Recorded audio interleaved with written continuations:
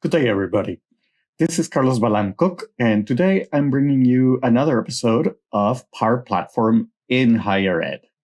In this episode, I'm going to continue the work I did in the previous one in showing you how to create a bubble notification system for incomplete tasks or remaining tasks to be done. To find the previous episode, you need to look somewhere around there in the YouTube stuff. So in this episode, I'm going to do one more feature for that, which is how to hide the notification bubbles once you don't have anything else to do.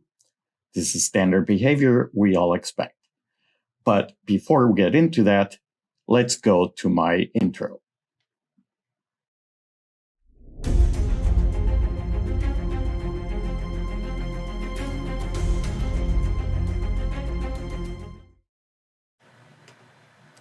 So this is the app over here, and you can see that the bubble has one notification here letting me know that I have one more item, in this case, to grade for my students. So the problem here, if we run the app, is that if I go to the assignments, and I've actually placed this here for convenience too, is that if I click on this and I grade it, and then go back, it shows a 0, which is okay. But I really would like this to just disappear. Both of these, not just the number. So let's revert a couple of these grades to get a number there.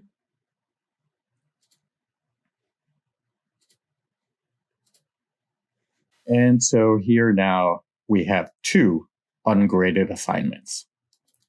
Let's take a quick look about how the bubble is made.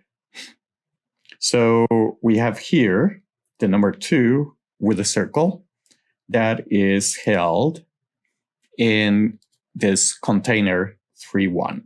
Of course, a good practice would be to have renamed this container, but this is just a demo.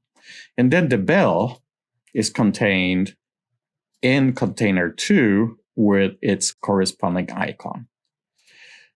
So what I'm going to do is leverage the visible property of both containers, which is currently set to true. That means it's always going to be visible. And I'm going to change its property based on the value of this label. Okay, so the label itself says to show or count the number of records in the student achievements where the status equals false. So I'm going to take this function and I'm going to apply it to the container. So that means it'll be applied both to the container and to the label itself. I'm going to go to visible, and then I'm going to turn this into an if statement. If the count of non-completed assignments is bigger than 0, or the count of non-graded assignments is bigger than 0, we want this container to be visible.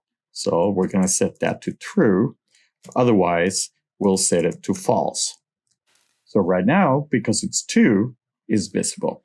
And I'm going to apply this to the bell also. So I am just going to copy with Control-C and paste it to the visible property of the bell. So now let's test this. Now run the app. I'm going to go here, approve this one, and go back. So now we have 1 and it's still visible. We're going to approve this. And because there are no more items to be graded, this is no longer visible here. So the system is working as expected. So that's it. this is the completion of the whole Bubble notifications project. I hope you liked it. And if you did, please make sure to subscribe and give it a thumbs up. And I'm looking forward to creating another episode next week. In the meantime, if you need to get in touch with me, those are my ways to get in touch with me. And of course, you can always leave me a message. Thank you.